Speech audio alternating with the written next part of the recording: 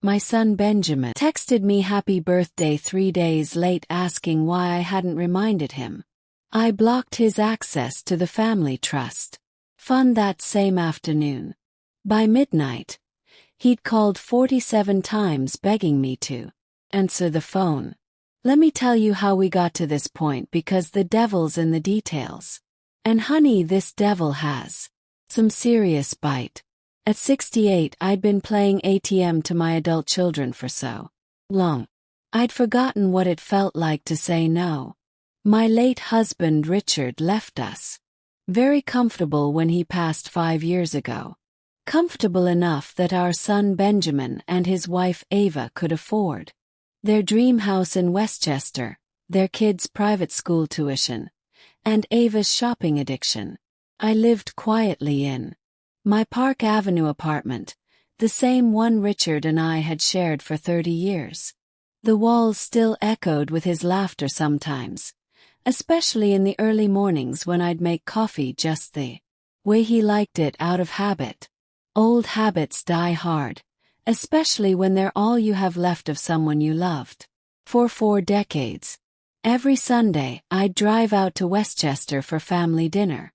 The drive took exactly 47 minutes without traffic.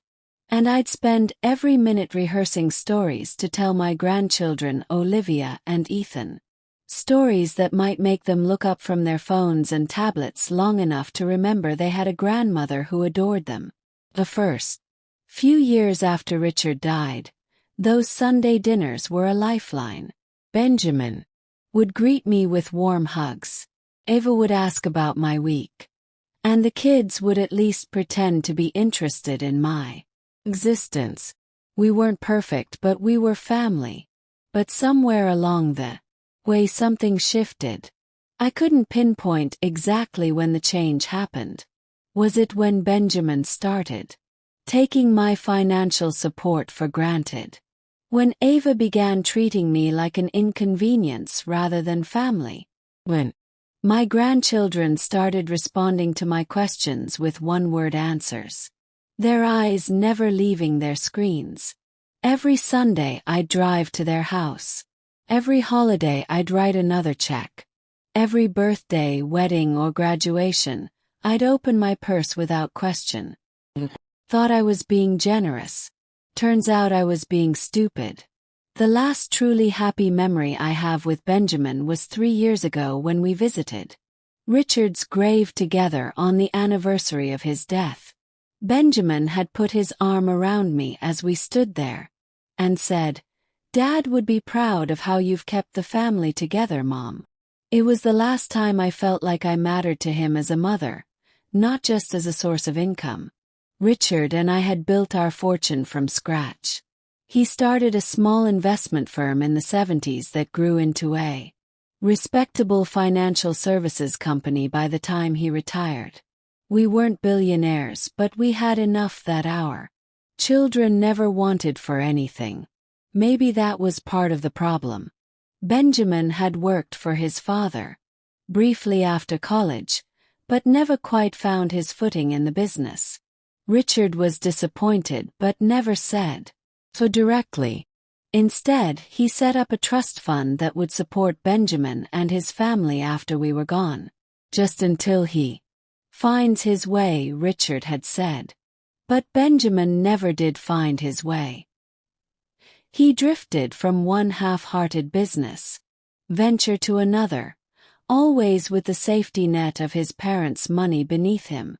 When I think about it now, I realize that the trust fund was the worst gift we could have given our son.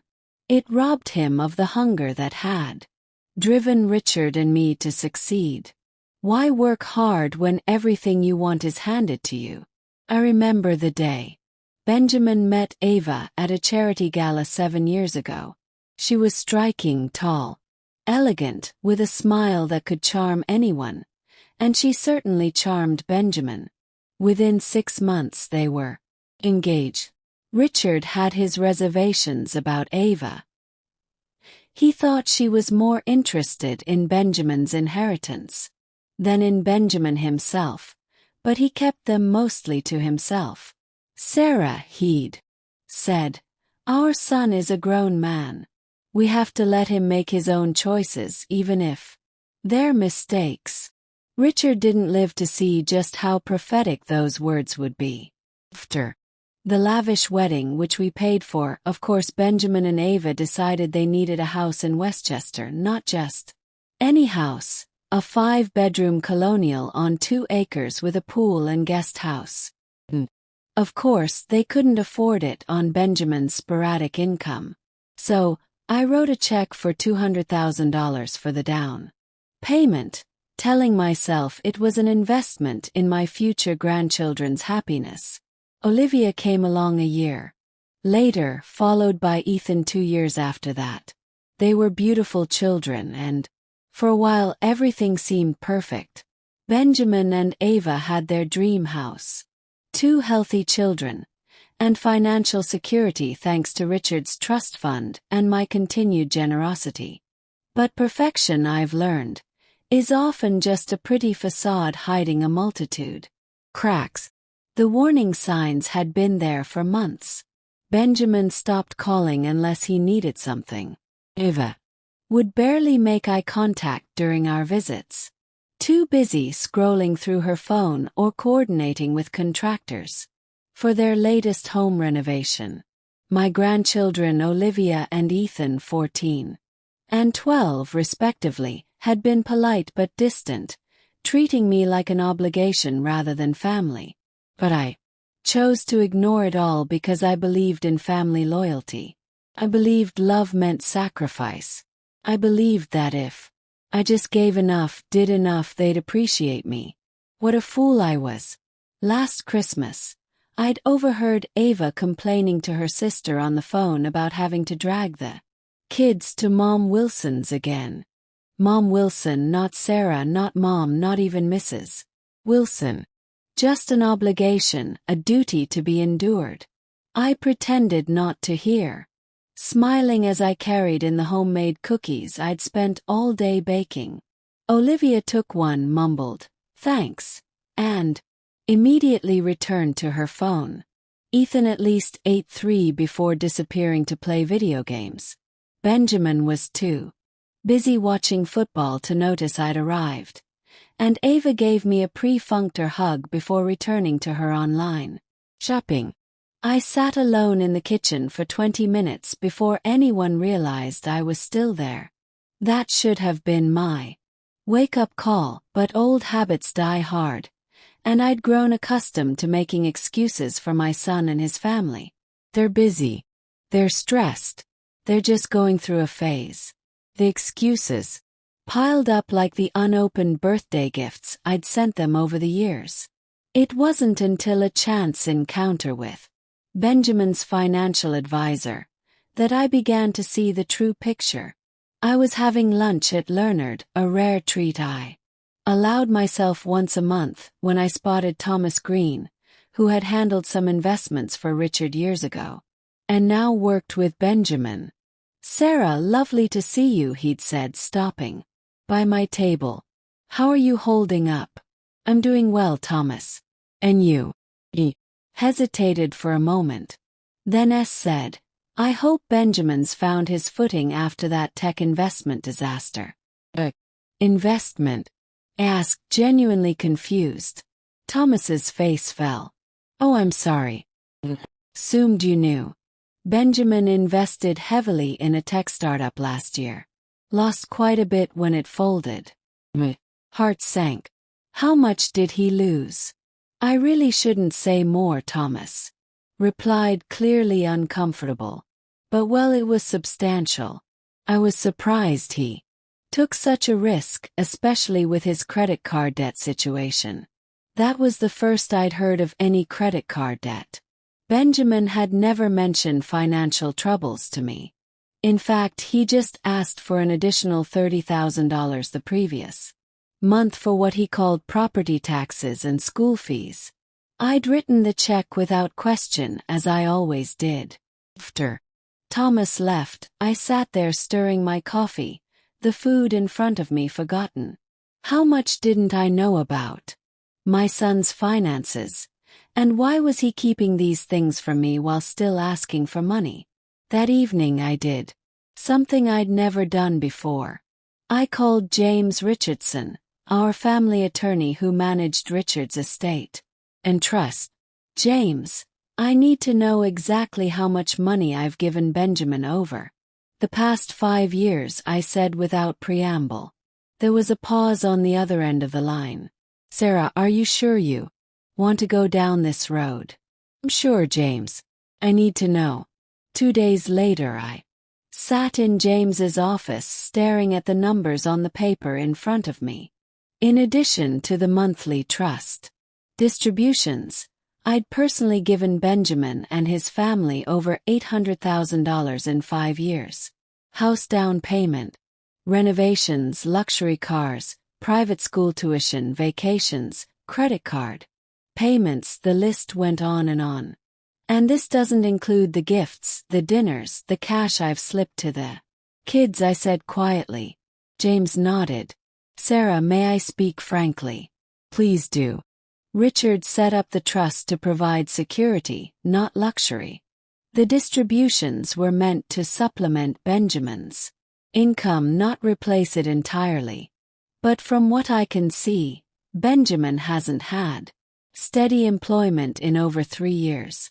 I felt a weight pressing on my chest. About Ava. She has a marketing degree, doesn't she? She hasn't worked since they got married. James confirmed. Sarah, there's something else you should know. Benjamin took out a second mortgage on the house 6 months ago. Second mortgage?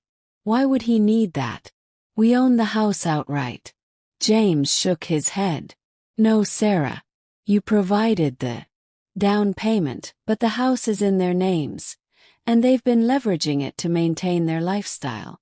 Felt dizzy with the realization that my son, my own flesh and blood, had been systematically deceiving me while draining my finances. Not just the trust fund Richard had set up, but my personal savings as well. What should I do, James? Asked my voice barely above a whisper. That depends on what you want to accomplish, he replied carefully. If you want to stop enabling this behavior, we can restructure the trust distributions. But Sarah, be prepared for backlash. People don't usually respond well when their free money is threatened. I left James's office with a heavy heart, but a clearer mind than I'd had in years. I needed time to think, to plan my next move carefully. But fate, it seemed, had other plans. The following week was my 68th birthday. I didn't expect much. Benjamin and his family had forgotten my birthday entirely the previous year. But I still hoped, foolishly. Perhaps, but hope is the last thing to die in a mother's heart. I spent the morning at the salon treating myself to a haircut and manicure. The stylist, Maria, had been doing my hair for 20 years and knew about Benjamin's forgetfulness the year before. Any plans with the family today? She asked as she worked. We'll see, I replied with a smile that didn't quite reach my. I'm making Benjamin's favorite chocolate cake just in case. Maria squeezed my shoulder gently but said nothing. Some hurts are too deep for words. Back at home I spent 2 hours in the kitchen, my arthritic hands struggling with a mixing bowl, but determined to create something special. Something that would remind Benjamin how much his mother loved him. The same cake I'd made for him every year since he was 5. Rich chocolate with raspberry filling topped with ganache. Richard used to joke that he married me for that cake alone. When the cake was done, I texted Benjamin. Simple message. Cake's ready. Whenever you want to stop by. No response. I waited all day. Every time a car passed outside, I'd peek through the curtains, hoping to see his silver BMW pulling up. Every time my phone buzzed, my heart would leap, thinking it was him, calling to apologize for being late. But the hours ticked by. Morning became Afternoon became evening, and evening became another sleepless night. The chocolate cake sat untouched on my kitchen counter, a painful reminder of my own naivety. I called Olivia around 6 p.m. wondering if perhaps they were planning a surprise. "Grandma," she sounded genuinely confused to hear from me. "Hi, sweetheart. I was just wondering if you and your family were planning to come over today." "For what?" The innocent question cut deeper than any knife. "It's my birthday, Olivia." Her voice rose. "Pitch. I I forgot. Sorry, Grandma. Happy birthday." "Thank you, dear. Is your father around?" "He and Mom are at some work thing for Dad's new project. I'm not sure when they'll be back." "Work thing. New project. More lies. Most likely. You see." "Well, tell them I called, will you?" "Sure, Grandma. Sorry again. About your birthday." I hung up, fighting back tears. Not even my grandchildren remembered, and Benjamin was apparently too busy with his non-existent work thing to even send a text. The chocolate cake sat untouched on my kitchen counter for 3 days, growing stale like my hope. On the 4th day, I threw it away, fighting back tears as I scraped Richard's favorite recipe into the garbage disposal. That's when reality hit me like a freight train. My own son had forgotten my birthday. Not delayed, not postponed, completely forgotten. I'd spent decades putting everyone else's needs first. When Benjamin got divorced from his first wife, I'd helped with his legal fees. When he remarried Ava, I'd paid for their honeymoon to Italy. When they couldn't afford their house down payment, I'd written a check for $200,000 without blinking. This was my thanks. Radio silence on the one day that should have mattered. I was pouring myself a second cup of coffee on the 4th day when my phone finally buzzed. Benjamin's name appeared on the screen, and for a moment my traitorous heart skipped with hope. "Happy birthday. Sorry it's a few days late. You should have reminded me about it." I should have reminded him as if it were my responsibility to ensure my own child remembered the day I'd given birth to him. I stared at that message for a full 10 minutes, reading it over and over, feeling something cold and hard settle in my chest where warmth used to live. I should have reminded him like I was some random acquaintance instead of the woman who'd carried him for 9 months, who'd walked the floors with him during colicky nights, who'd worked 2 jobs to pay for his college education before Richard's business took off. My fingers hovered over the keyboard. The old Sarah would have typed back something gracious. "Oh, don't worry about it, sweetheart. These things happen." The old Sarah would have made excuses for him. Probably invited him over for dinner to make up for his oversight. But the old Sarah had died somewhere between throwing away that birthday cake and reading his pathetic non-apology. Instead, I called my lawyer. Dorothy. James Richardson had been our family attorney for 15 years. "What can I do for you today? I need to make some changes to the family trust arrangements," I said, my voice steadier than I'd expected. "How quickly can you restructure the distributions?" There was a pause. James knew about the monthly payments to Benjamin's family. He'd helped set up the automatic transfers when Richard died. "May I ask what prompted this decision?" Almost laughed. "What prompted it?" 20 years of taking me for granted. A birthday forgotten like yesterday's trash. Text message that treated me like an inconvenience. Let's just say I've had a change of perspective about family obligations.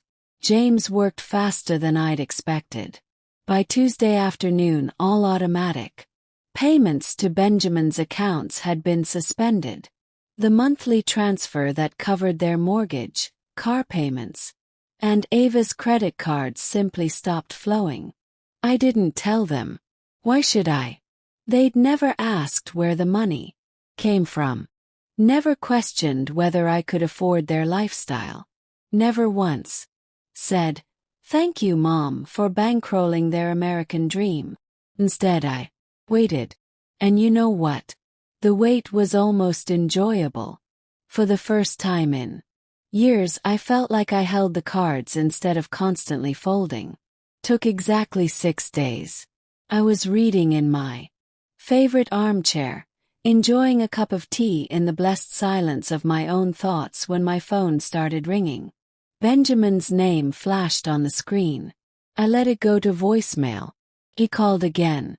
Immediately, then again. By the 4th call, I was genuinely amused. Where was all this urgency when it came to remembering my birthday? The 5th call came with a text. "Mom, please pick up. There's been some kind of mistake with the bank." Mistake. That's what he called it when the gravy train finally derailed. Poured myself a glass of wine and settled back into my chair. Let him sweat a little. Lord knows I'd sweated plenty over the years, wondering if I was doing enough, giving enough, being enough for children who couldn't be bothered to remember when I was born. The calls kept coming. Each one more frantic than the last. By the time I went to bed that night, Benjamin had called 23 times. Ava had called 6. They'd left a total of 14 voicemails, each one more panicked than the last. The first few had been confused. "Mom, I think there's been a banking error. You call me back." By message 7, confusion had turned to worry. Please call us. The mortgage payment bounced and we need to figure out what happened. By message 12, worry had become panic. "Sarah, this is Ava. We need to talk now." The last message left at 11:47 p.m. was pure desperation. Benjamin's voice was strained, exhausted. "Mom, I know you're angry about the birthday thing. Sorry. Okay, but this isn't funny anymore. Please call me back. We need that money. We need that money. Not we miss you or we're worried about you or we love you. Just we need that money." Perfect. After all these years, he'd finally told me the truth about what I meant to them. I turned off my phone and slept better than I had in months. The next morning brought a new experience. The sound of someone pounding on my apartment door at 7:30. I took my time getting dressed, choosing a comfortable sweater and my favorite pearls, the ones Richard had given me on our 30th anniversary. If Benjamin and Ava wanted to have this conversation, I was going to look dignified while I had it. Through the peephole, I could see them both standing in the hallway looking harried and desperate.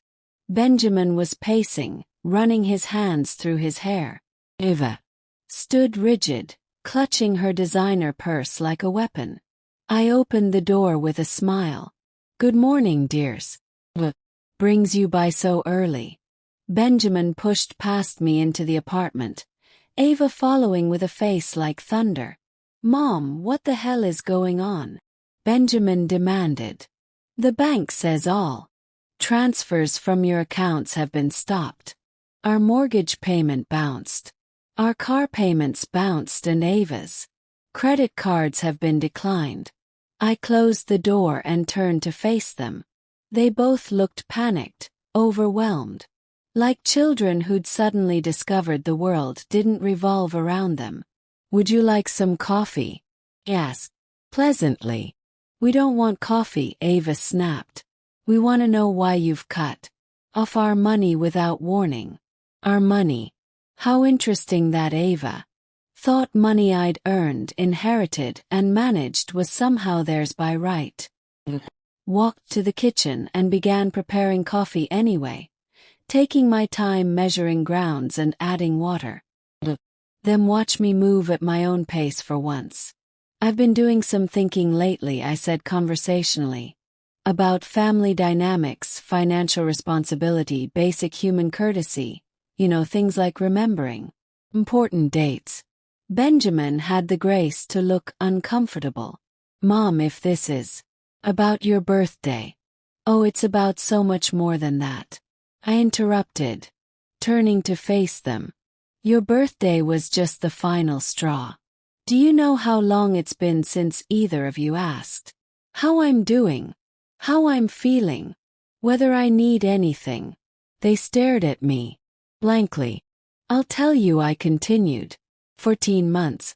14 months since either of you treated me like a person instead of a bank account. Ava stepped forward, her face flushed with anger. That's not fair. We invite you to family dinners. You invite me to dinners where you ignore me while discussing renovations. I'm paying for vacations I'm funding, and private schools I'm subsidizing. Not a guest at those dinners. Ava, I'm the entertainment.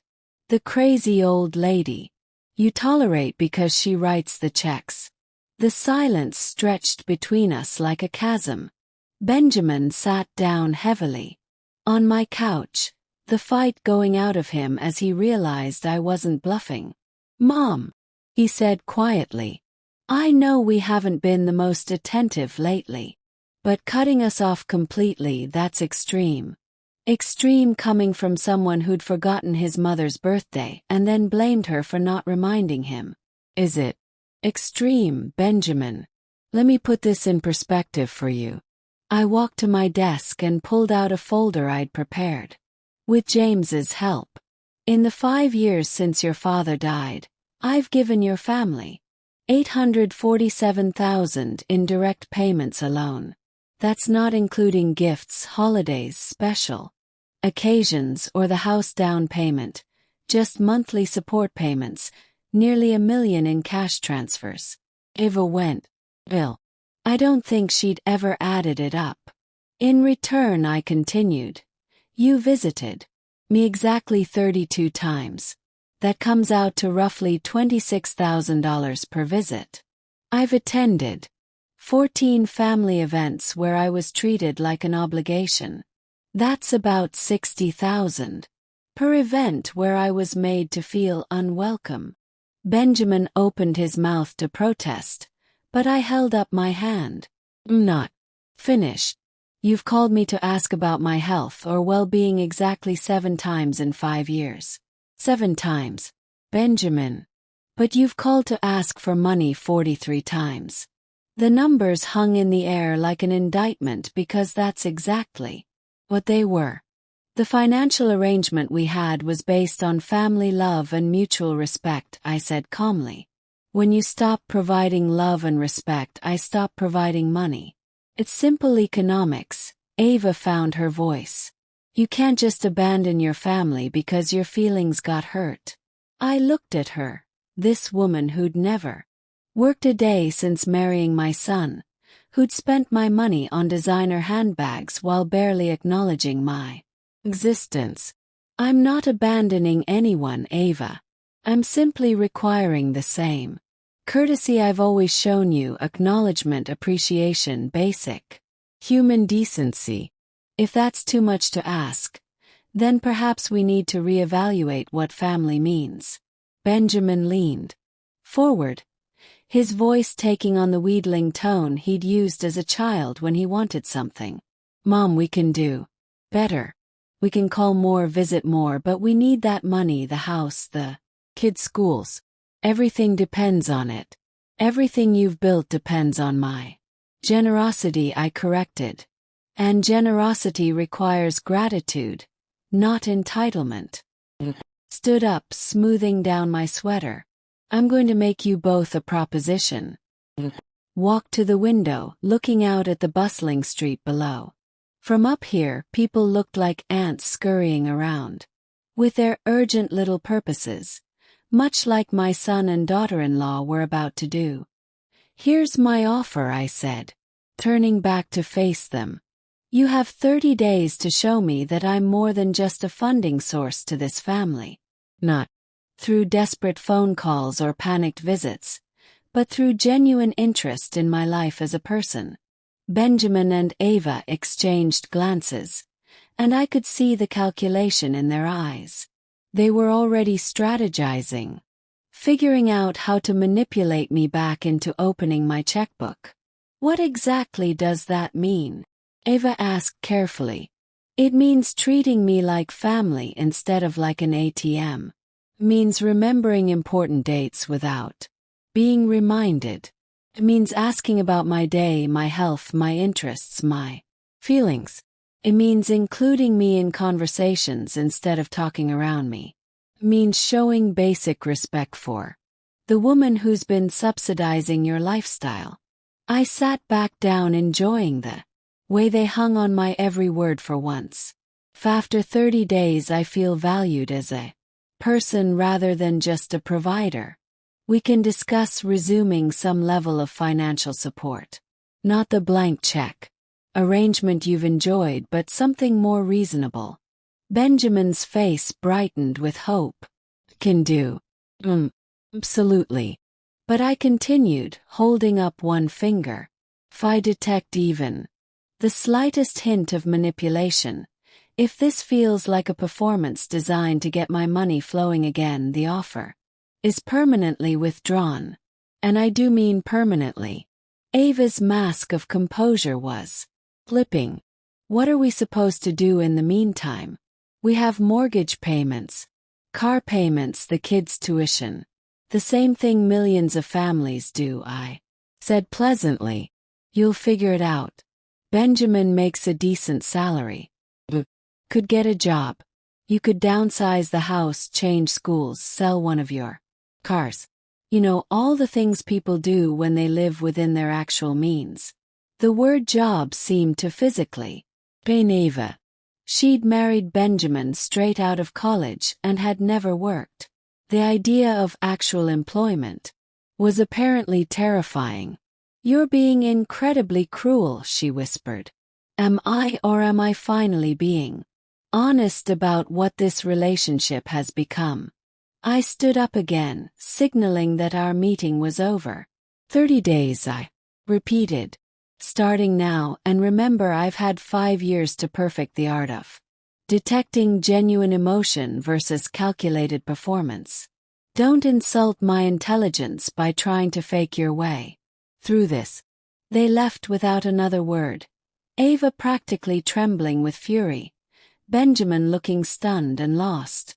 After they were gone, I poured myself that glass of wine I'd been looking forward to, and settled back into my work. The next 30 days were going to be very interesting indeed. What I didn't know then was just how twisted those 30 days would become. Or that beneath the surface of my son's financial desperation lurked something far more sinister. Something that would test not just our relationship but my very sense of self. As I sipped my wine and watched the sunset paint my living room in shades of gold, I had no way of knowing that cutting off Benjamin's money was just the beginning. The real battle for my dignity, my legacy, and perhaps even my freedom was about to begin. The phone calls started the very next day. Not frantic demands this time, but carefully crafted performances that would have impressed Broadway directors. Just calling to see how you're feeling today. Benjamin's voice was sugar-sweet through the receiver. Realized we never ask about your health enough. I was standing in my kitchen preparing lunch and I nearly laughed out loud. In 5 years, this man had never once called to ask about my health, unless he was making small talk before asking for money. I'm fine, Benjamin. How thoughtful of you to ask. Great. Hey, I was thinking maybe we could have lunch this week. Just the two of us, like old times. Old times. When exactly had we ever had regular lunch dates? I couldn't remember a single instance of Benjamin suggesting we spend time together without Ava or the children as buffers. That sounds lovely, I said, curious to see how far they'd take this charade. Perfect. Oh, and Mom, I've been thinking about what you said yesterday about not appreciating you enough. You're absolutely right. We've been terrible family members. The script was almost insulting in its transparency, but I played along. I appreciate you saying that, dear. After he hung up, I checked my watch. 47 minutes later, Olivia called. My 14-year-old granddaughter had never initiated a phone conversation with me in her life. Our interactions were limited to polite responses when I asked her direct questions during family dinners. Hey, Grandma Sarah. I just wanted to call and tell you about my day at school. The words sounded rehearsed, like she was reading from cards. Poor child. Her parents had obviously coached her on what to say. That's wonderful, Olivia. Tell me all about it. She launched into a detailed account of her classes, her friends, her teachers. Everything was wonderful and amazing, and she just couldn't wait to share it all with her beloved grandmother. It broke my heart, honestly. Not because she was lying, but because this forced conversation revealed how little we actually knew each other. Her parents had weaponized their own daughter, turning her into a pawn in their desperate game. When she finished her performance, I said gently, Olivia, sweetheart, you don't have to do this. Do what, Grandma? Pretend to be interested in talking to me because your parents told you to call. There was silence on the other end. When she spoke again, her voice was smaller, more genuine. Dad said you were mad at us, that maybe you wouldn't be our grandma anymore if we didn't try harder. Those bastards eat. They terrified their own children to manipulate me. Olivia, listen to me carefully. I will always be your grandmother. No matter what happens between me and your parents, that will never change. Do you understand? Yes, Grandma. But now, do you actually want to talk to me? Or would you rather go do whatever 14-year-olds do when they're not being forced to call their grandmothers? She giggled. And for the first time, she sounded like herself. Can I go? Have homework. Course you can go. I love you, Olivia. Love you too, Grandma. Manipulation had officially begun. Day 5 brought flowers. An enormous arrangement of white roses and leaves arrived at my door with a card that read, Thinking of you always, love. Benjamin and Ava. I'd never received flowers from them before. Not for my birthday, not for Mother's Day, not even when Richard died, but now when they needed my money. Suddenly, they were thoughtful enough to spend $200 on an ostentatious display. I put the flowers on my dining room table and waited for the follow-up call. Came within an hour. Did you get our little surprise? Ava's voice was artificially bright. They're lovely. Thank you. I just wanted you to know how much we appreciate everything you've done for us over the years. I know I haven't always been the best daughter-in-law, but I want to change that. The best daughter-in-law. This woman had barely spoken to me in 2 years, except to make snide comments about my clothes or my cooking. Very kind of you to say, Ava. I was wondering if you'd like to go shopping this weekend. Maybe get our nails done. Have a girls' day. A girls' day with a woman who once told Benjamin I was too needy when I'd called to check on them during a hurricane. I'll think about it, I said. Day brought a handwritten letter from Ethan, my 12-year-old grandson. His usually terrible handwriting was surprisingly neat, suggesting he'd been made to write multiple drafts. Dear Grandma Sarah, began. I have been thinking about how awesome you are and how I don't tell you enough. You are the best grandma in the world and I love you so much. I hope we can hang out more and do fun things together. Love, Ethan. The letter was sweet, but it rare of parental coaching. Ethan had never used the word awesome in his life, and he'd certainly never expressed any desire to hang out with me. I called Benjamin that evening. The letter from Ethan was very touching. Said, oh, that was all his idea. He's been feeling really bad about not being closer to you. Benjamin. Stop lying to me. I know you coached him to write that letter just like you coached Olivia to call me. Silence. Mom, I don't know what you stop. Just stop. If you want to rebuild our relationship, it has to be based on honesty, not performances, not manipulations, not scripted phone calls from confused children. We're trying to show you we care. You're trying to show me you can follow a script when money is on the line. There's a difference. I hung up feeling exhausted. This wasn't working the way I'd hoped. Instead of genuine change, I was watching them dig themselves deeper into deception.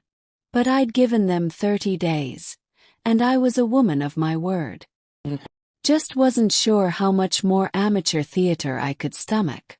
Meanwhile, beneath the surface of this family drama, something darker was brewing. I just didn't know it yet. The day after I received Ethan's letter, I was sorting through old papers in Richard's study when I found something odd. Bank statement from an account I didn't recognize. It was dated 3 years ago, shortly after Richard's death, and showed a transfer of $50,000 to an LLC called Johnson Family Investments. Never heard of Johnson Family Investments, and I certainly didn't remember authorizing a $50,000 transfer. During that difficult time, I set the statement aside, making a mental note to ask James about it. That evening, Benjamin called again, this time inviting me to Sunday dinner. "The kids miss you," he said, his voice dripping with false sincerity. "And Ava's making your favorite pot roast." I almost declined, but curiosity got the better of me. I wanted to see how far they'd take this performance when they had to maintain it for an entire evening. "That sounds nice," I said. "What time should I come?" 6 o'clock. "And Mom, thank you for giving us this chance. We won't let you down." Sunday dinner was a masterclass in performative affection. Benjamin greeted me with a hug that lasted just a bit too long to be comfortable. Ava had her hair styled the way I once mentioned I liked it years ago. The children were scrubbed clean and dressed in their best clothes, like they were meeting a distant relative for the first time. "Sarah, you look wonderful," Ava gushed, taking my coat. "That color really brings out your eyes." I was wearing the same navy blue dress I'd worn to countless family dinners before. Ava had never commented on it once. The house was spotless, which was unusual. Typically, their home had the lived-in chaos of a busy family with 2 children. Now it looked like a showroom with fresh flowers on every surface and not a toy in sight. "We've rearranged the living room," Benjamin said proudly. "What do you think?" "It's lovely," I replied. Though in truth, the only difference I could see was that my wedding photo with Richard had been moved to a more prominent position on the mantel. Dinner was an exhausting parade of compliments, reminiscences, and carefully orchestrated family harmony. Eva asked about my volunteer work at the library. Benjamin wanted to hear all about my book club. The children shared amusing anecdotes from school that seemed suspiciously well rehearsed. Not once did anyone mention money. Not once did anyone check their phone at the table. Not once did anyone interrupt me or change the subject when I was speaking. It was perfect and perfectly fake. After dessert, a store-bought cheesecake that Ava tried to pass off as homemade, Benjamin suggested we look through old family albums. As we flipped through photos of Benjamin's childhood, I noticed Olivia watching me with an intensity that seemed out of place. "Grandma," she said suddenly when her parents were occupied with finding another album, "are you going to make Mom and Dad move out of our house?" The directness of the question caught me off guard. "What makes you ask that, sweetheart?" Her eyes darted toward her parents, who were still across the room. I heard them talking. Mom was crying. She said, "We might have to move to an apartment if you don't start sending money again." I took Olivia's hand. "Your parents have some financial decisions to make, but no one's going to be homeless. I promise." She nodded but didn't look convinced. "Dad's been really weird. He's on the phone all the time in his office with the door locked. And I heard him tell Mom something about Plan B if you don't come around." My blood ran cold. Plan B. Olivia shrugged. "I don't know what it means." Mom got mad at him for saying it where I could hear. Before I could ask more, Benjamin returned with another album, his smile a bit too bright. "Found it, Mom. Remember this trip to Cape Cod?" I smiled and nodded, but my mind was racing. What was Plan B? And why did it make Ava angry that Olivia had overheard? The rest of the evening passed in a blur of false cheer and manufactured nostalgia. When it was time to leave, Benjamin walked me to my car. "It was really great having you over, Mom," he said, his hand on my arm. "Just like old times. It was lovely." Delight. "Thank you for inviting me." "So do you think, have we been doing better with the whole appreciation thing?" There it was, the real purpose of the evening, laid bare by his impatience. "It's only been 9 days, Benjamin. We still have 3 weeks to go." His face fell. "But, course, I just thought, never mind. Drive safely."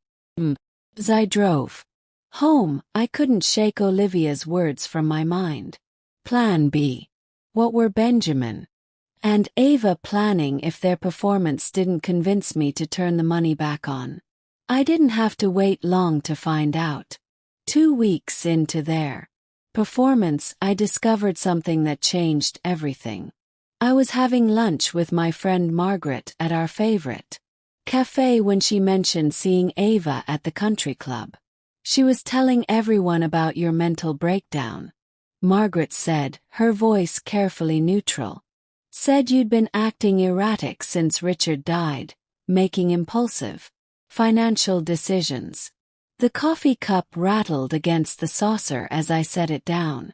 "What? Apparently you've become difficult to manage, and they're considering having you evaluated for competency issues." The words hit me like physical blow. While they were sending me flowers and love letters, they were simultaneously laying the groundwork to have me declared mentally unfit. "Margaret, are you absolutely certain?" "Sarah, I've known you for 30 years.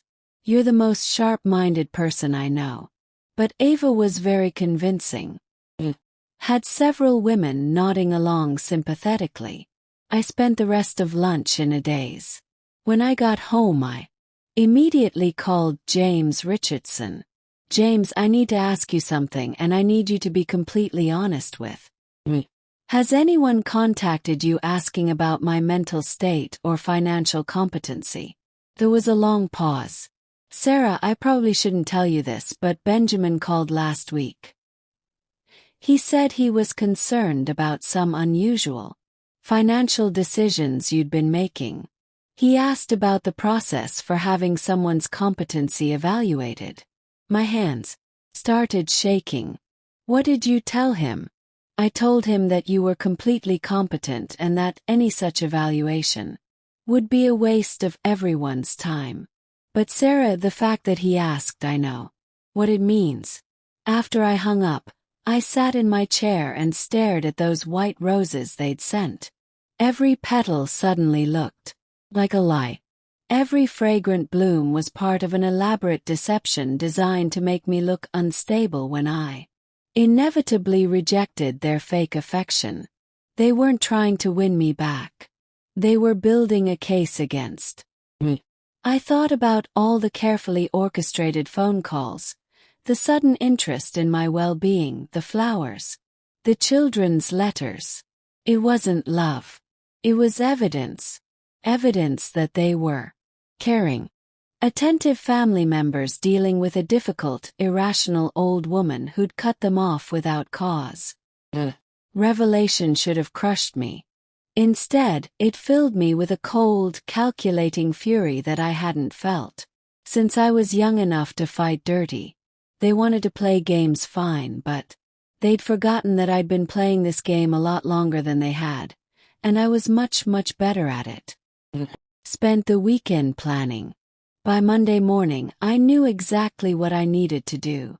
First, I called James and scheduled an appointment for a complete mental competency evaluation with the most respected neuropsychologist in Manhattan.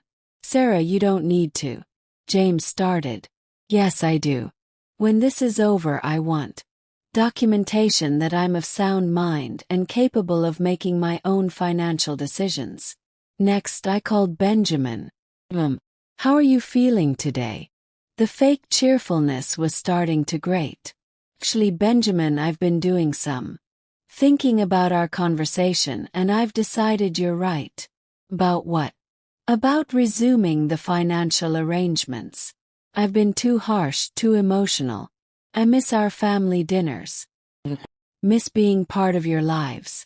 I want to fix this." The relief in his voice was palpable. "Mom, that's wonderful. I knew you'd come around. You're such a loving, generous person.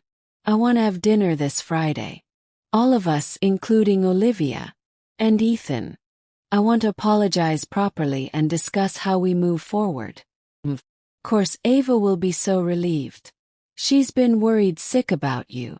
I'll bet she has." That afternoon, I made another call to a private investigator named Patricia Chen, someone James had recommended for discreet family matters. Years ago, when Richard was having business partner issues.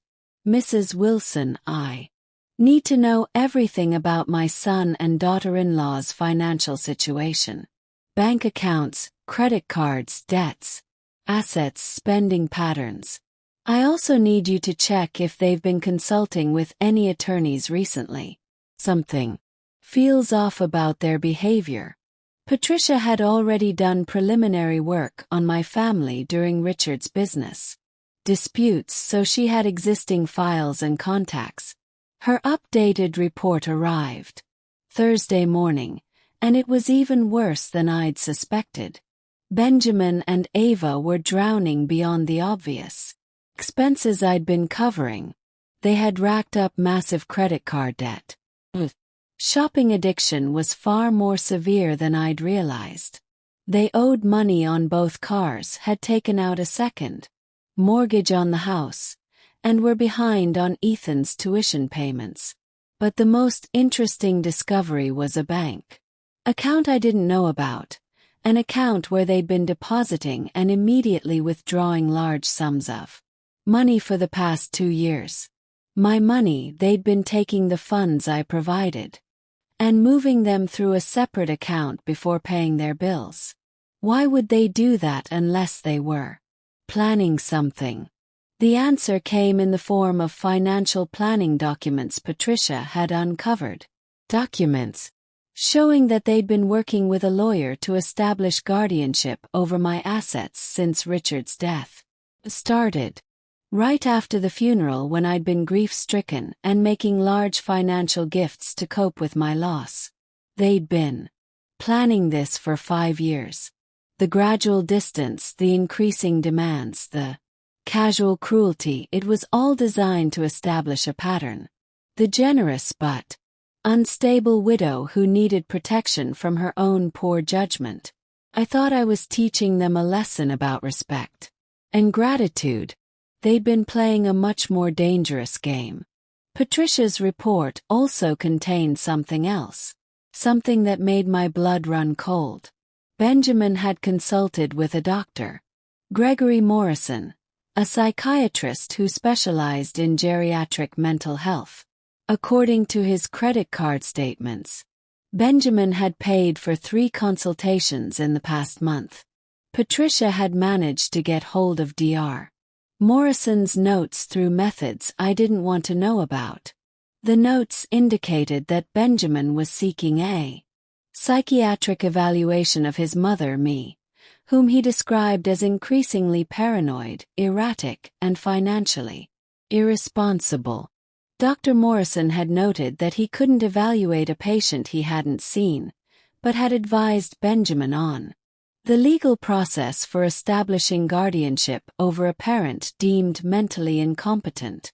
5 years of planning, 5 years of systematically setting me up to lose control of my own life and finances. Friday dinner was going to be very interesting indeed. As I prepared for the confrontation, I received an unexpected call. It was Olivia using a friend's phone. "Grandma, can I talk to you?" "Course, sweetheart. What's wrong?" "I'm scared. Grandma, Dad's been acting really weird. He keeps saying everything's going to be fine once they handle you." "What does that mean?" My heart ached for her. "Olivia, where are you now?" "My friend Zoe's house. I'm supposed to go home in an hour." "And where's your brother?" "He's at soccer practice. Dad's picking him up at 5. I made a quick decision. "Olivia, listen to me. I want you to go home as planned. Normal. Don't tell your parents we talked. I'll see you at dinner tonight. And I promise I'll fix this. Can you trust me?" "Yes, Grandma. Good girl. Everything's going to be okay." After I hung up, I called James. Again. "James, I need to add something to our plan. I'm concerned about my grandchildren." By the time I arrived at Benjamin and Ava's house that evening, I was armed with more than just Patricia's report. I had a secret weapon that neither of them would see coming. They'd gone all out for this dinner, using their good china and even lighting candles.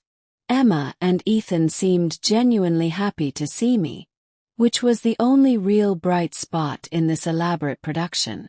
"Mom, you look wonderful," Ava gushed, though her smile never reached her eyes. "That dress is so flattering." I was wearing the same black dress I'd worn to Richard's funeral. She'd complimented it before, back when she was still pretending to like me. "Thank you, dear. You look lovely as always." Benjamin raised his wine glass. "I want to make a toast to family, to forgiveness, and to Mom for being the most generous, loving woman we know. To Grandma, Olivia, and Ethan chorus, and their enthusiasm was genuine enough to make my heart ache." We made it through the appetizer and main course with their performance in full swing. They asked about my health, my hobbies, my plans for the holidays. They laughed at my stories, complimented my jewelry, and treated me like the beloved family matriarch they'd never actually considered me to be. It was masterful. Really, if I hadn't known what I knew, I might have been fooled. After dessert, I stood up. "I have something I want to say to all of you." Benjamin and Ava leaned forward expectantly, probably anticipating my tearful apology and promise to restore their funding. "These past 2 weeks have been so enlightening. Benjamin, your sudden interest in my daily health has been touching. Ava, your invitation to go shopping was so thoughtful. And children, your letters and phone calls have meant the world to me." They were practically glowing with anticipation. It's made me realize how much I've been missing, how important it is to be truly involved in each other's lives. Benjamin nodded eagerly. "Exactly. That's exactly what we've been trying to show you. Which is why I've decided to be much more involved in managing all of our affairs. I met with James Richardson yesterday to review the family trust documents." Ava's smile flickered slightly. "I also had a complete psychological evaluation done just to make sure I'm making sound decisions. Clean bill of mental health. By the way," Benjamin's face went pale, "and I hired a private investigator to do a thorough financial review." "Very thorough." The silence in the room was deafening. Reached into my purse and pulled out Patricia's report, setting it on the table between us. Did you know it's illegal to establish financial guardianship over someone through fraudulent means? James was quite concerned when he reviewed your planning documents. Ava stood up abruptly, her chair scraping against the floor. Don't know what you think you found, but I found 5 years' worth of evidence that you've been systematically setting me up to be declared incompetent so you could control my assets permanently, the separate bank account, the guardianship paperwork, the witnesses you've been cultivating who can testify to my erratic behavior. Benjamin's voice was barely a whisper. Mom, it's not what it looks like. Really, because it looks like fraud. It looks like elder abuse. It looks like two people who decided it was easier to steal from me than to earn their own living. Olivia and Ethan were staring at their parents with horrified expressions. Here's what's going to happen, I continued calmly. You're going to pack up and move out of this house by the end of the month. The house I bought, by the way, which means I can evict you whenever I choose. You can't do that. Ava hissed. You gave us that house. Check the deed, dear. Still in my name. I never transferred ownership. An oversight on my part. Or perhaps a subconscious suspicion that this day might come. Benjamin had gone from pale to ashen. Mom, please. You can work this out. We made a mistake. A mistake. A mistake is forgetting a birthday. A mistake is saying something thoughtless in the heat of the moment. What you did was calculated. Sustained deception designed to strip me of my autonomy and dignity. That's not a mistake, Benjamin. That's a crime. About the children? Ava demanded. Are you going to throw your own grandchildren out on the street? Brings me to my next point. I turned to Olivia and Ethan. I've made arrangements for you both to stay with me until your parents find suitable housing if you want to. Of course. Ethan looked confused, but Olivia nodded immediately. I want to stay with Grandma. Ava's face contorted with rage. You can't take our children. I'm not taking anyone. Offering them a stable home while you sort out the mess you've made of your lives. The choice is theirs. Benjamin finally found his voice. Mom, this is insane. You're tearing apart our family over a misunderstanding. A misunderstanding you consulted with Dr. Morrison 3 times about having me declared mentally incompetent. You told him I was paranoid and erratic. You were gathering evidence to take away my freedom. Benjamin, my own son. Ethan was crying now. Dad, is that true? Were you going to put Grandma in a home? Benjamin couldn't meet his son's eyes. It wasn't like that. Ethan, we were worried about Grandma. She's been making strange decisions. The only strange decision I made was trusting you with my love and my money. I gathered my purse and stood up. You have 30 days to vacate the house. I'll have James draw up the paperwork. And if we refuse, Ava challenged, then I'll press charges for attempted fraud and elder abuse. Have enough evidence to make a compelling case. Would you like to explain to a judge why you were systematically isolating me from friends and family while simultaneously spreading rumors about my mental state? Or why you were diverting my money through a shell account? Or why you consulted with a psychiatrist who's never met me about my supposed condition? The fight seemed to go out of them both. Benjamin slumped in his chair, his face in his hands. Ava stood rigid, her perfectly manicured nails digging into her palms. One more thing, I said. Say, turning to leave. I'm changing my will. The entire estate goes to Olivia and Ethan when they turn 25, with a stipulation that none of it can be accessed by either of you under any circumstances. James has already drafted the changes. Eva whispered. I turned back, my gaze level. No, Eva. I'm a woman who finally recognized her own worth.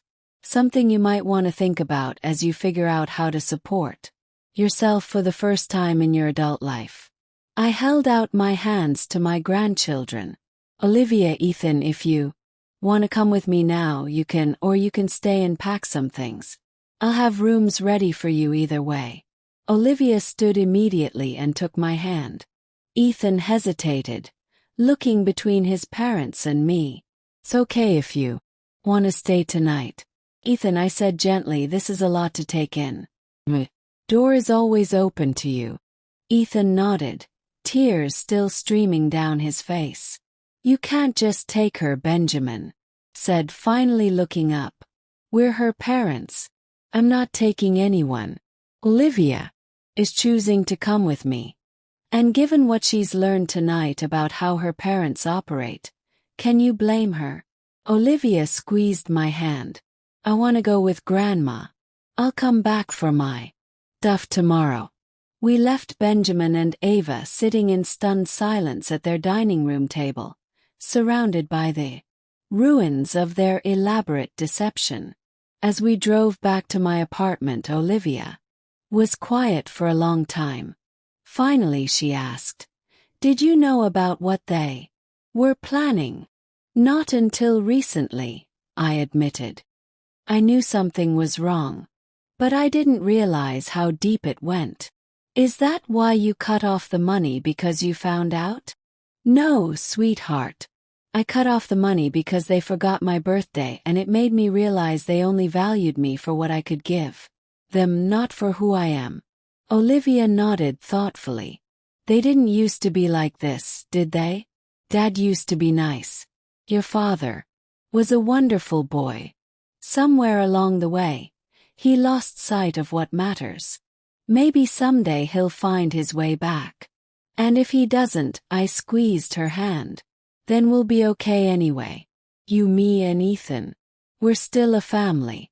As we pulled up to my building, I saw Olivia looking back in the direction we'd come from. "What is it, sweetheart?" "I was just thinking about Mom and Dad. They're probably freaking out right now." "Probably." "Good," she said with a fierceness that surprised me. "They deserve it. Out of the mouths of babes, as they say. Sometimes it takes a child to cut through all the adult complications and see the simple truth. Actions have consequences." Benjamin and Ava were finally facing theirs. What I didn't know then was that their desperate situation would drive them to one last dangerous gambit, one that would test not just my resolve, but my very survival instinct. As Olivia and I entered my apartment, the doorman handed me a small package that had been delivered earlier that day. Inside was a simple silver locket with pictures of Olivia and Ethan. The note read, "For Sarah with love from Richard." I froze, staring at the familiar handwriting. "What is it, Grandma?" Olivia asked. "It is from your grandfather," I whispered. "But that's impossible. He's been gone for 5 years. The locket slipped from my fingers, landing on the marble floor with a soft clink. Another piece of the puzzle clicked into place, and suddenly, I understood the full scope of Benjamin and Ava's deception. It was far worse than I had imagined. The true depths of their betrayal were about to be revealed, and nothing would ever be the same again. The locket with Richard's handwriting left me shaken to my core. I carefully picked it up from the floor, examining the note again. "Grandma, what's wrong?" Olivia asked, her young face etched with concern. "The handwriting," I whispered. "Supposedly from your grandfather. But that's impossible." Olivia took the note, studying it. "Maybe Dad had it made before Grandpa died as a surprise." Shook my head. "No, sweetheart. The locket is new, and this note." I ran my fingers over the familiar curves and slopes of what appeared to be Richard's handwriting. Someone went to a Lot of trouble to make this look like it came from your grandfather. That night, after settling Olivia into the guest room, I called James. James, something strange happened. I describe the locket in the note. Could this be part of their plan, making me believe I'm receiving messages from my dead husband? There was a long silence on the other end. Sarah, that's disturbing. Could be an attempt to gaslight you, to make you question your own perception of reality, or to make others question it.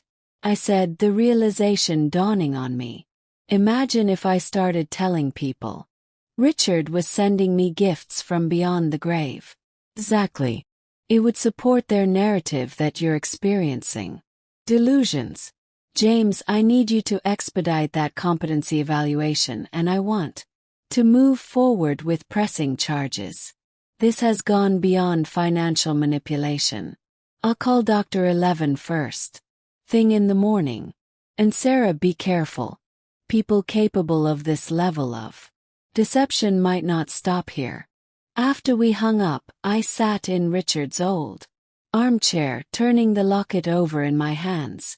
Had Benjamin really stooped this low, using his father's memory as a weapon against me? The thought made me physically ill. I was startled by a soft knock at my door. Olivia stood there in borrowed pajamas, looking younger than her 14 years. Can't sleep? Yes. She shook her head. I keep thinking about what Dad and Mom were planning to do to you. I patted the ottoman beside me. Come sit. She curled up at my feet, resting her head against my knee, like she used to do as a small child. Did you know that Mom has a whole closet of clothes with the tag still on? Hides them from Dad, and sometimes packages come and she tells me not to tell him. Shopping addiction is a real problem, I said gently. It's an illness like alcoholism. Is that why they needed your money, because of Mom's shopping? Partly, but it's more complicated than.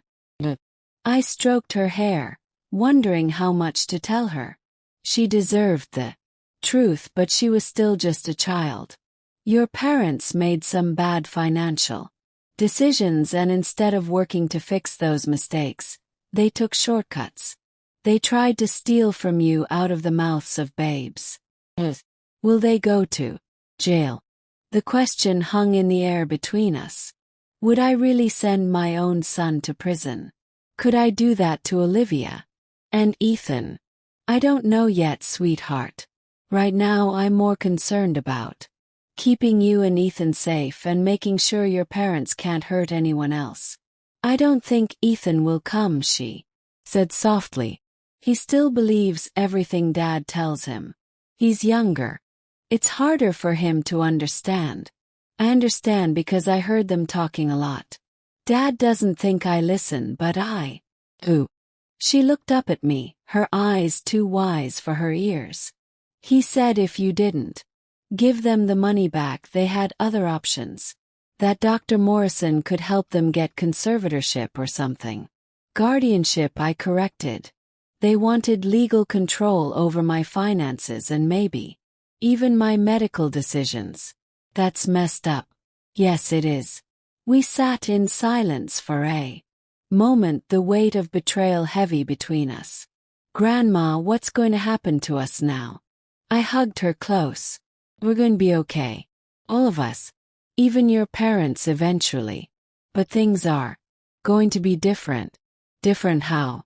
Your parents will need to learn to live within their means, to work for what they have instead of expecting it to be given to them. And you and Ethan might need to adjust to a simpler lifestyle. For a while. She nodded against my shoulder. I don't care about that stuff. The big house and fancy clothes and private school. None of it matters if everyone's lying all the time. Wisdom from the mouth of a child. The next morning I received a call from Patricia Chen.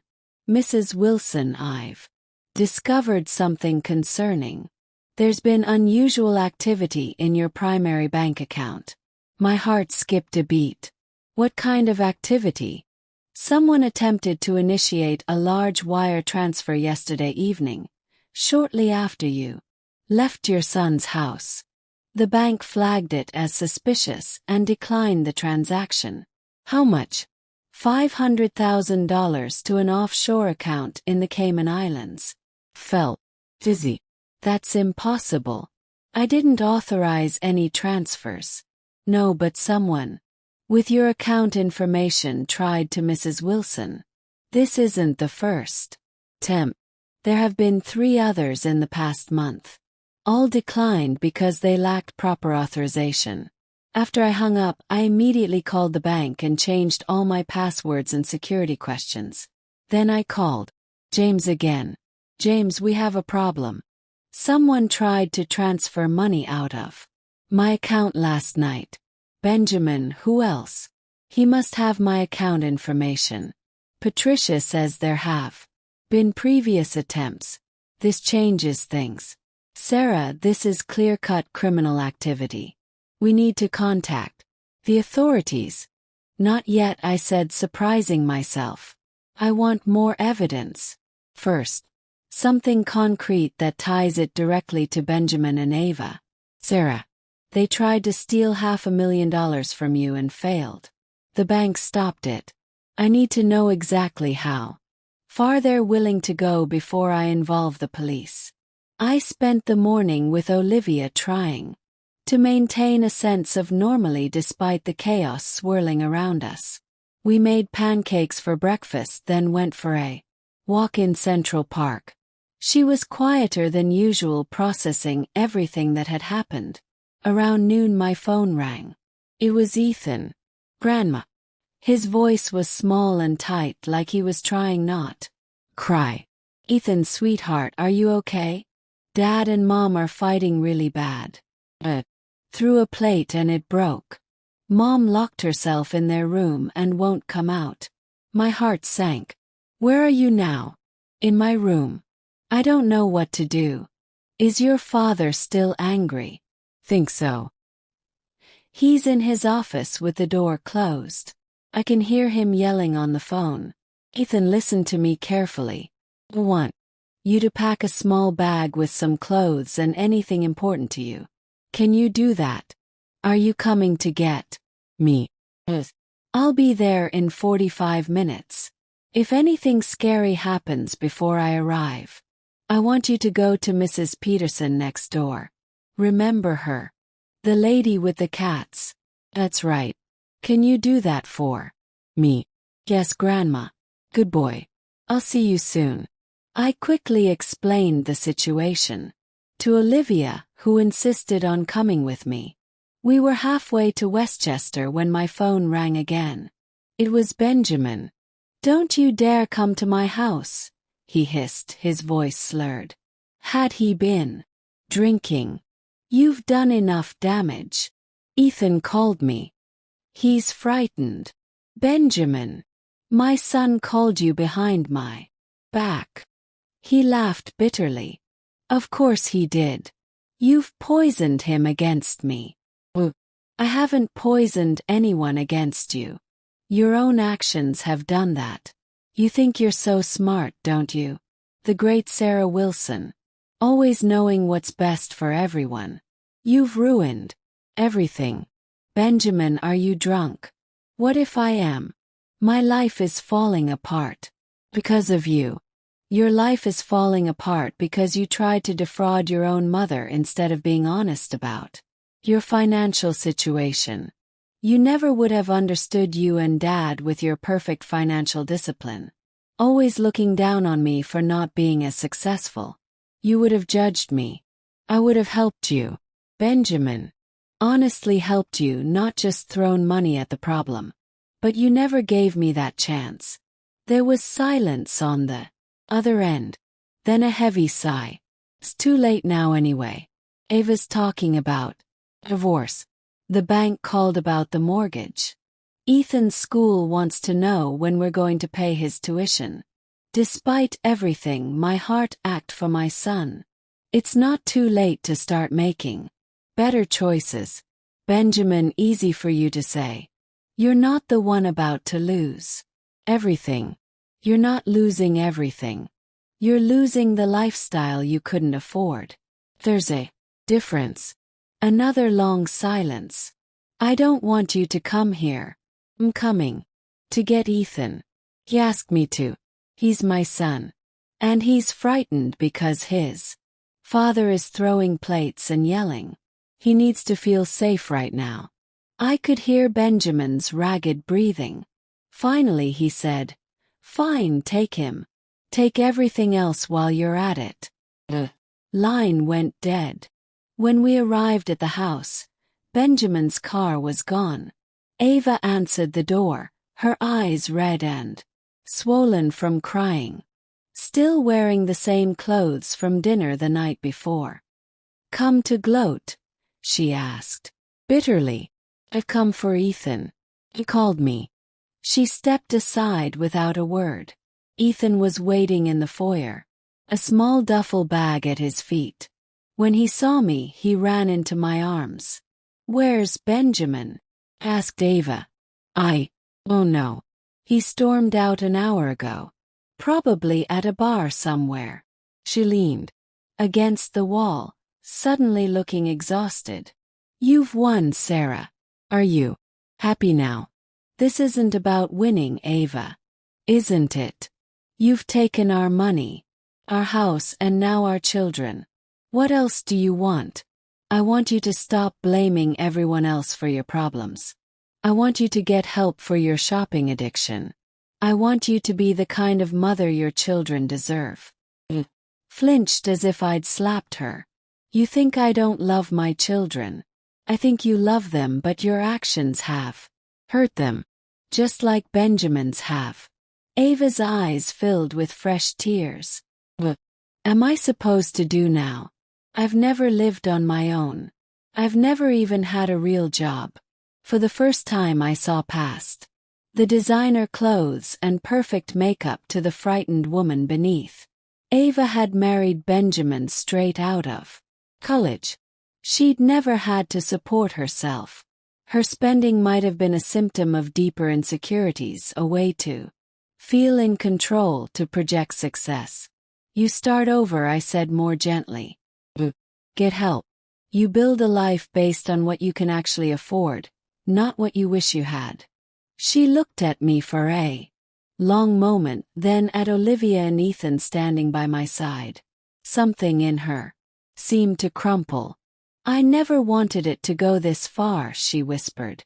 "The guardianship thing, that was mostly Benjamin's idea. He said it was the only way." "The only way to what, Ava?" "Keep our life together." After that tech investment failed, we were drowning in debt. He was desperate. Desperate enough to steal from his own mother to forge his dead father's handwriting. She looked confused. "What are you talking about?" I described the locket with Richard's note. Ava's confusion seemed genuine. "I don't know anything about it. Benjamin might have. I don't know. He's been acting strange lately. Secretive." A chill ran down my spine. If Ava didn't know about the locket, what else might Benjamin be planning that she wasn't aware of? "Ava, has Benjamin ever mentioned something called Johnson Family Investments?" Her brow furrowed. "No, I don't think so." "Why? It's not important right now. I'm taking the children with me. Call me when Benjamin comes home. And Ava, if you decide you want help, real help, not just money, let me know." As we drove back to Manhattan, I couldn't shake the feeling that we were missing something important. Benjamin's desperation, the attempted wire transfers, the mysterious locket, the Johnson Family Investments account. They were all pieces of a puzzle I couldn't quite solve. When we arrived home, James was waiting for us. "Sarah, we need to talk privately." After making sure Olivia and Ethan were settled, I joined James in the kitchen. "What is it?" "Patricia found something. Life insurance policy taken out on you 6 months ago for $5 million. The room seemed to tilt. "What Benjamin is the beneficiary. It was issued by a small company based in the Caymans, the same place the wire transfers were attempted to. My blood ran cold. Are you saying what I think you're saying? James's face was grave. I don't know. But combined with everything else, the attempts to have you declared incompetent, the wire transfers, the gaslighting with a locket, it's concerning. Benjamin wouldn't. He couldn't possibly hope. But Sarah, we need to take this to the authorities now. This has gone beyond financial manipulation. I sank into a chair trying to process the implications. Could my own son be planning something even more sinister than financial fraud? There's more, James said. Patricia traced Johnson Family Investments, an LLC registered in Delaware 3 years ago. The sole owner is Benjamin, but there's another name associated with it. Thomas Green, Richard's old financial advisor, the one who now works with Benjamin. James nodded. Patricia found communications between them dating back to shortly after Richard's death. They've been planning this for years. Sarah Green helped Benjamin set up the offshore accounts, advised him on how to gradually gain control of your assets. But why Thomas was Richard's friend? He worked with us for years for a percentage. Apparently, the agreement she found shows Green getting 10% of all assets successfully transferred from you to Benjamin. Felt sick. Not just Benjamin, but someone Richard had trusted, had considered a friend, had conspired against me. We need to go to this police. I agreed finally. But first I need to confront Benjamin one last time. I need to hear him admit what he's done. Sarah, that's not a good idea. If he's desperate enough to take out a life insurance policy on you, he won't hurt me. Whatever else he's become, he's still my son. James looked unconvinced. At least let me come with you. No, this needs to be between Benjamin and me, but I'll have Patricia watching the house, and I'll keep my phone on. If anything seems wrong, I'll call you immediately. Against James' better judgment, I arranged to meet Benjamin the next day at a neutral location, a coffee shop in Midtown that we used to frequent when he was in college, public enough to be safe, private enough for a real conversation. When I arrived, Benjamin was already there nursing a cup of coffee. He looked terrible, unshaven, dark circles under his eyes, clothes wrinkled as if he'd slept in them. Thank you for coming, I said, sitting across from him. He didn't meet my eyes. Did I have a choice? You've taken everything else. Benjamin, I know about the life insurance policy. His head snapped up, eyes wide. What? The $5 million policy you took out on me 6 months ago with the same Cayman Islands company you tried to wire my money to. The color drained from his face. Mom, it's not what you think. And what is it? Because from where I'm sitting, it looks like you were planning something unthinkable. It was just insurance in case something happened to you naturally. You're not getting any younger. And the wire transfers, the attempts to have me declared incompetent, the locket with your father's forged handwriting, were those all just insurance too? He ran a hand through his disheveled hair. Don't understand. After Dad died, I was drowning. The trust wasn't enough. Business ventures kept failing. Ava kept spending. The kids' schools kept raising tuition. I needed a plan. So, you decided to defraud your own mother. Possibly worse. No, I never would have. I just wanted control of the assets to secure our future by having me declared mentally unfit, by making it look like I was receiving messages from your dead father. Benjamin's eyes filled with tears. I was desperate. And Thomas Green, how does he fit into all this? Benjamin's expression changed, a flash of anger crossing his face. Green, that bastard. He approached me after Dad's funeral. Said he knew Dad had left everything in trust that you controlled. Offered to help me accelerate my inheritance, and you agreed. Not at first, but then the bills kept piling up. Ava's shopping got worse. The investments failed. Green kept calling, kept offering solutions. Solutions like Johnson family investments, the offshore account you've been funneling my money through. Benjamin looked surprised.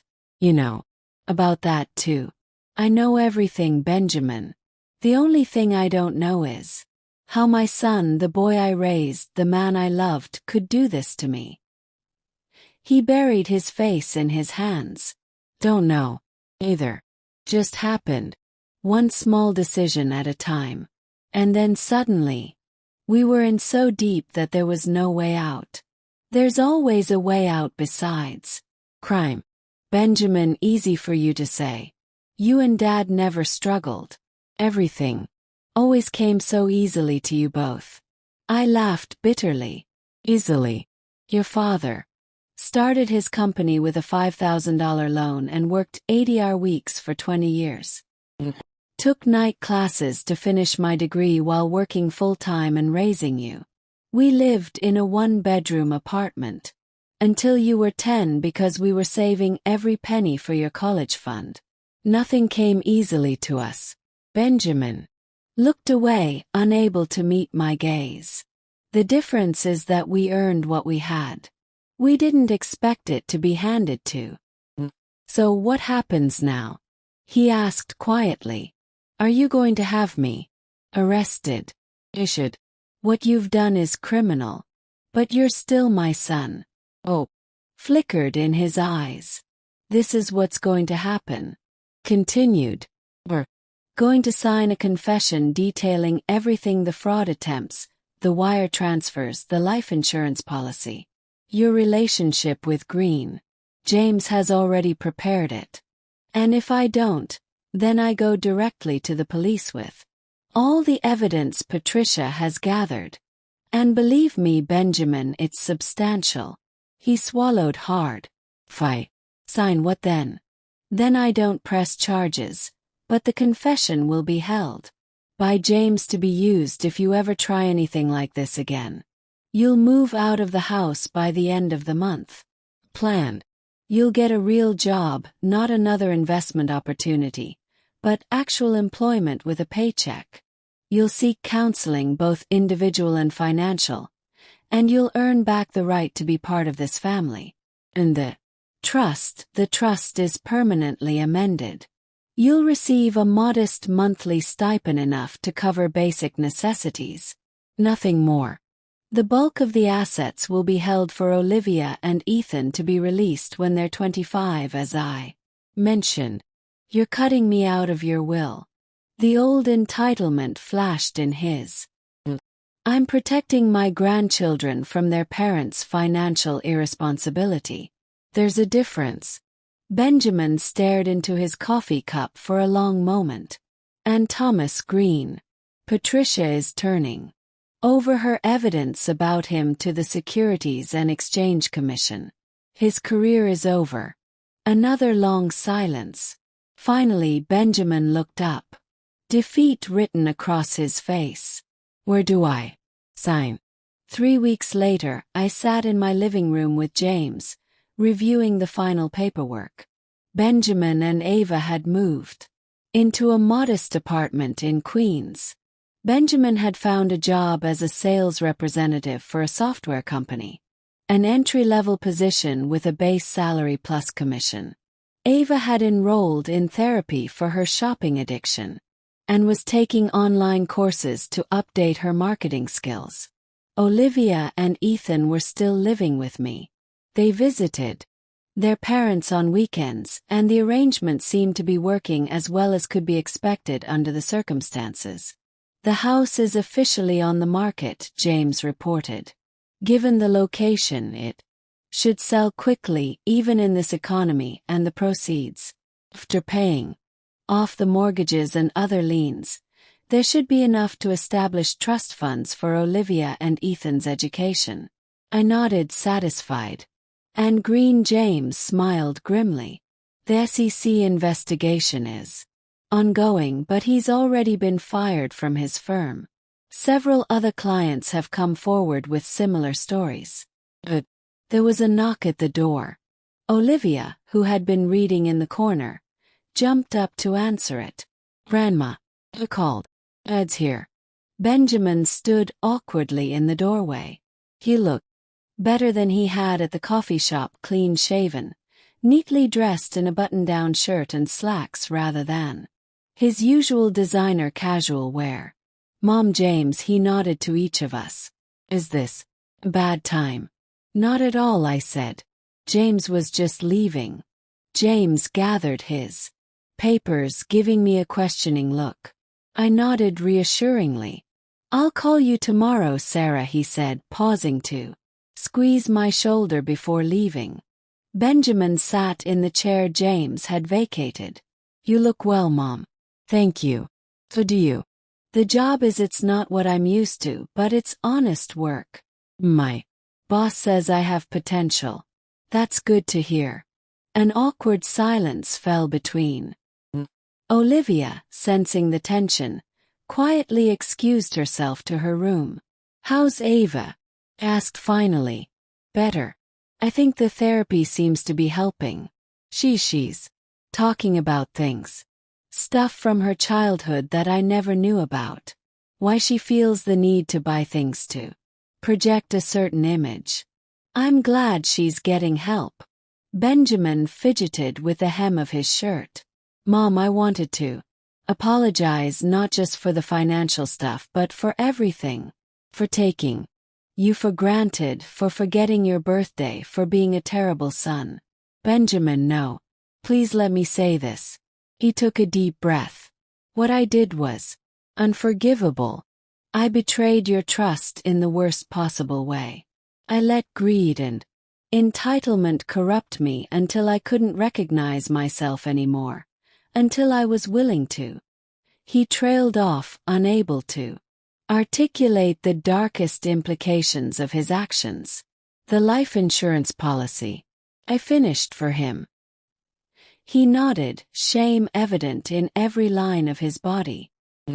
"Told myself it was just a precaution, that I would never actually, but the fact that I even considered it, that I let things go that far." He looked up, tears in his eyes. "Don't expect you to forgive me. I don't know if I'll ever forgive myself, but I want you to know that I'm trying to be better. For Olivia and Ethan, for myself, and maybe someday to be worthy of being your son again." I studied him, searching for signs of the old manipulation, the calculated performance. But all I saw was genuine remorse. "Benjamin, you will always be my son. Nothing can change that. But trust once broken takes a long time to rebuild. You know, I'm prepared for that. We'll do whatever it takes, for as long as it takes." I reached across the coffee table and took his hand. "Then we'll take it one day at a time." He squeezed my hand, a tear sliding down his cheek. "Thank you, Mom, for giving me this chance. For not having me arrested. For everything." "You're still on probation," I reminded him. "One misstep, one attempt to manipulate the situation, and that confession goes straight to the district attorney. I understand it won't come to that. Promise." As Benjamin left that day, I felt a cautious hope stir within me. Not the naive hope that had led me to enable his behavior for years, but a clear-eyed hope that acknowledged the difficult road ahead while believing in the possibility of redemption. Over the next few months, small changes accumulated into larger ones.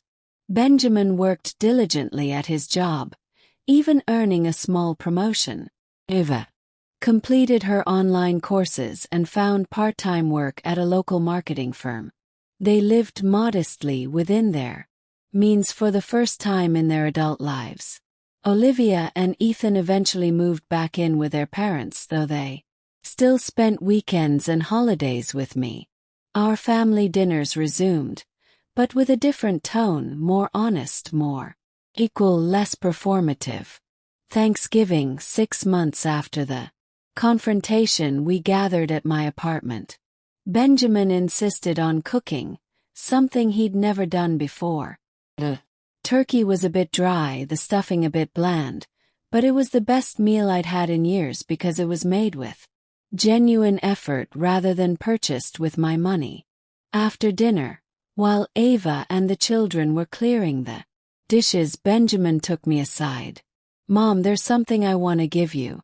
He handed me a small package. Inside was a simple silver bracelet with a single charm, a small book. "It's not expensive," he said quickly.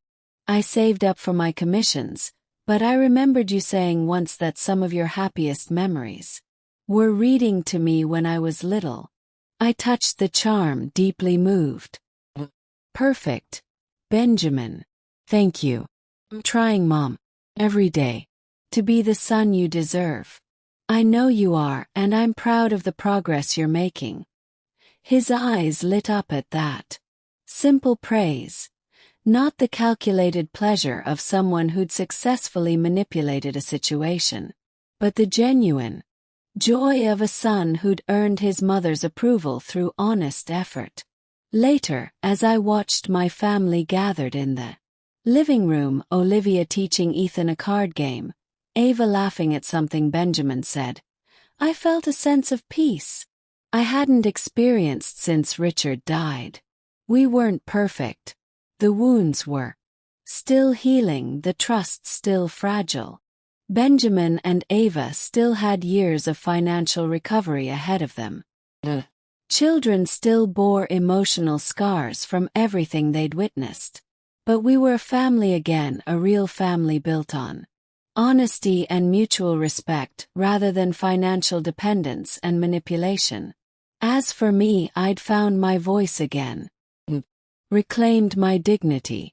I'd learned that setting boundaries wasn't selfish. It was necessary for healthy relationships. I discovered that sometimes the most loving thing you can do for someone is to stop enabling their worst instincts and hold them accountable for their actions. The road ahead would have its challenges, but for the first time in years I was looking forward to the journey.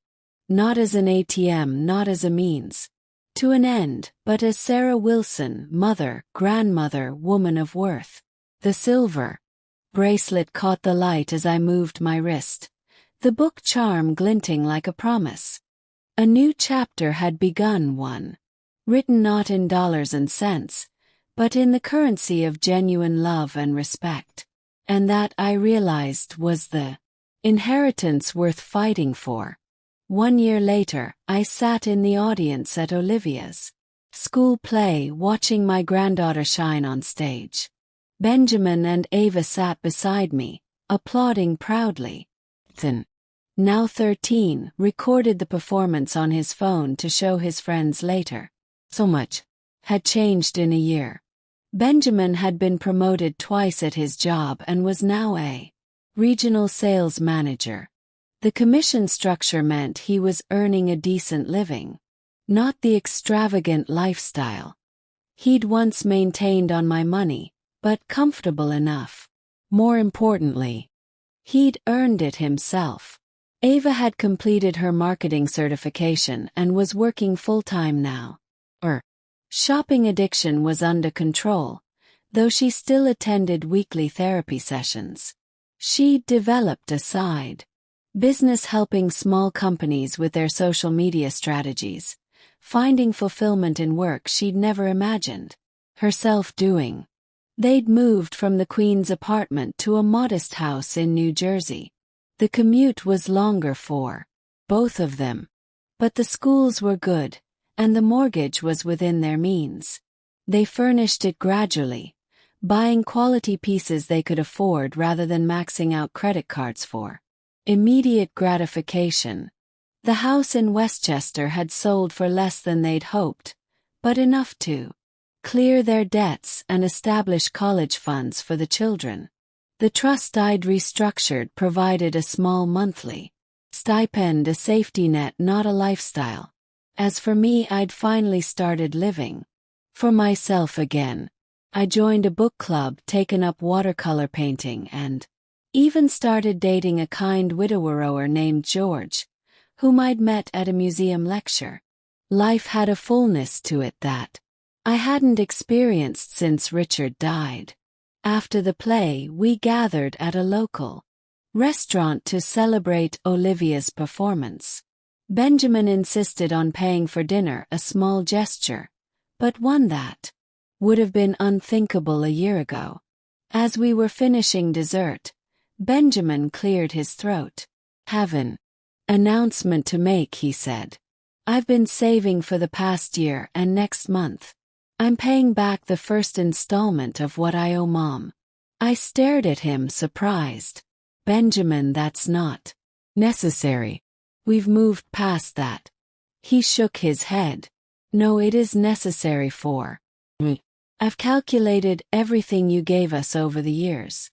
It's a huge amount and it might take me decades, but I'm going to pay back every penny. Not because you're asking for it, but because I need to do it for myself." Eva took his hand. "We both need to do it. We've set up a separate account. 10% of everything we earn goes into it, and every 6 months we'll transfer it to you." I was speechless. This wasn't about the money. I didn't need it back. But I understood the deeper significance. This was about accountability, about making amends in a tangible way, about teaching Olivia and Ethan that actions have consequences, and that those consequences don't disappear just because you've apologized. "I don't know what to say," I admitted. "Say you'll accept it," Benjamin urged. "Not as a condition of your forgiveness, but as a symbol of our commitment to making things right." I nodded, too moved to speak. Later that night, as George drove me home, I told him about Benjamin's announcement. "That's quite a change from the son you described when we first met," he observed. "It is. Sometimes I still can't believe it." "Do you trust it?" I considered the question carefully. "I trust that he's genuinely trying. I trust that he's committed to change. But I'm not naive anymore. Keep my eyes open. And James still holds that confession." George nodded approvingly. "Forgiveness doesn't mean forgetting. Means moving forward with wisdom." "Exactly." When we reached my apartment, I invited George in for coffee. As we sat in the living room, I found myself looking at the family photos on my mantel. Richard, Benjamin as a child, Olivia and Ethan at various ages, and now a new photo, all of us together at Thanksgiving, genuinely smiling. "You know," I said to George, "a year ago, I thought my family was destroyed beyond repair. I was ready to press charges against my own son, but you didn't. No, I gave him one last chance to prove he could change. And to my surprise, he has. That took tremendous courage. Both the confrontation and the forgiveness. I thought about that long, difficult journey, the birthday forgotten, the trust betrayed, the elaborate deception, the painful confrontation, and then gradually the rebuilding, the small steps toward reconciliation, the hard work of earning back trust. Funny thing is," I said, "when I finally stood up for myself, when I stopped being their ATM and demanded respect, that's when real healing became possible. Sometimes the most loving thing you can do for someone is to say no." George raised his coffee cup in a toast. Setting boundaries, I clinked my cup against his, and to second chances. Next day, Benjamin called to invite me to Ethan's soccer game that weekend. Not because he wanted anything from me, not because he was maintaining a performance to get his trust fund restored, but simply because he wanted to share his son's achievement with his mother. And as I marked it in my calendar, I realized that this simple moment of genuine family connection was worth more than all the money Richard and I had ever earned. This was the true inheritance I wanted to leave my children and grandchildren. The knowledge that real love has no price. That respect cannot be bought. That family means supporting each other, not enabling each other's worst instincts. It had been a painful journey, but we had arrived at a better place, a more honest place. A place where love was measured not in dollars given, but in respect shown, not in checks written, but in boundaries honored. And that I realized was the greatest gift I could have given my son. Not the trust fund, not the house in Westchester, but the chance to discover his own strength. The opportunity to build a life of genuine achievement rather than hollow entitlement.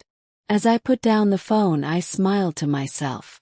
Richard would have been proud, not just of me for finally finding my voice, but of Benjamin for finally finding his way.